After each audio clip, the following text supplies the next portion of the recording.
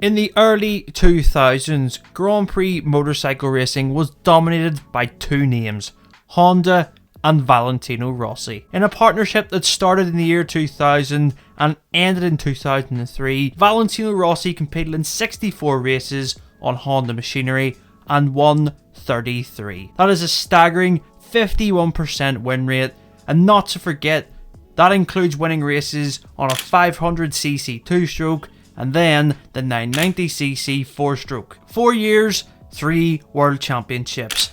It was the perfect partnership on the surface, and why would Rossi and Honda want to break that? Well, this is where things get interesting. Now, as dominant as Honda and Rossi were, the attitude of some pointed towards the bike being the best, which it was, and that Rossi was only winning because he was on the best bike.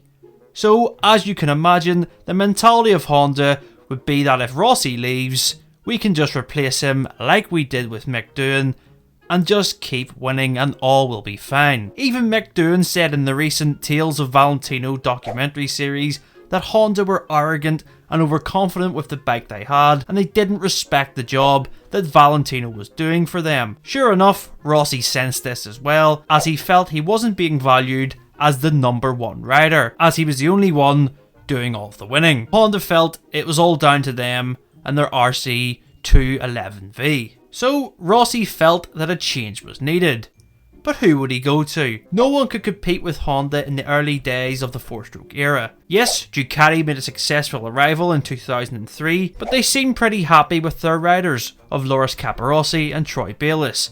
Plus, the project was very much in its infancy and early development stage. What about Suzuki?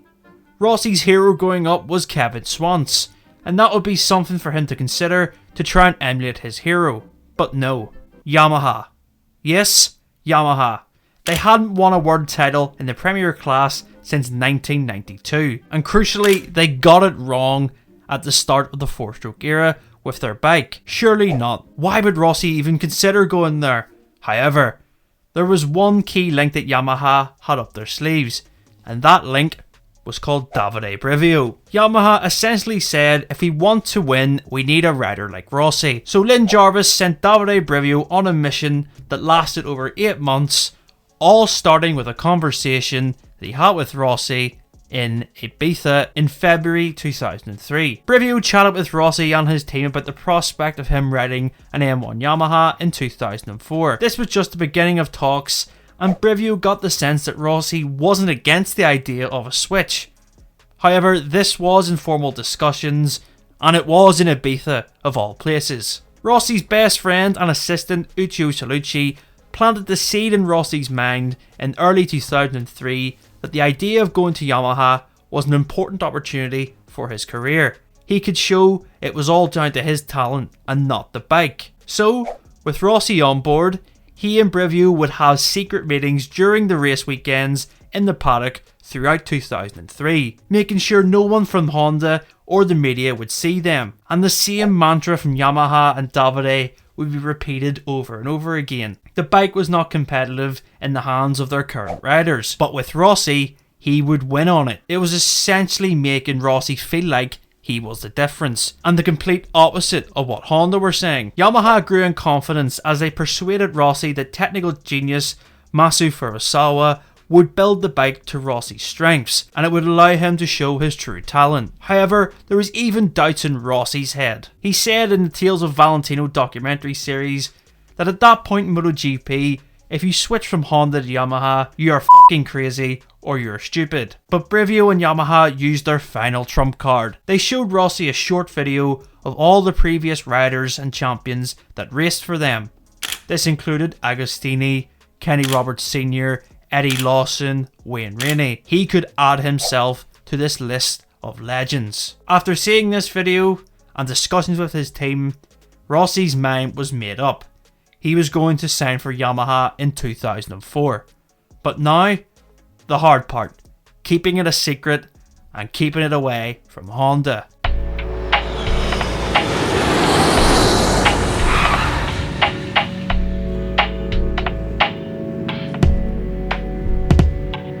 Fast forward to early October 2003. MotoGP paddock arrives at Motegi. Valentino Rossi and his team get picked up from the airport by Honda. As described by Uccio Solucci, Honda put a contract offer on top of Rossi's fridge in his office at the circuit and essentially told him, have it signed by Sunday or you're out. When Honda left, Rossi said to Uccio, leave it there until Sunday. You guessed it, Honda bosses then arrive to Rossi on Sunday. They see the contract sitting there on top of the fridge and they just assume that it's going to be signed. Well, obviously it isn't. They say to Valentino, this isn't signed. Rossi simply replies, no. Honda now realise he is gone, and guess what?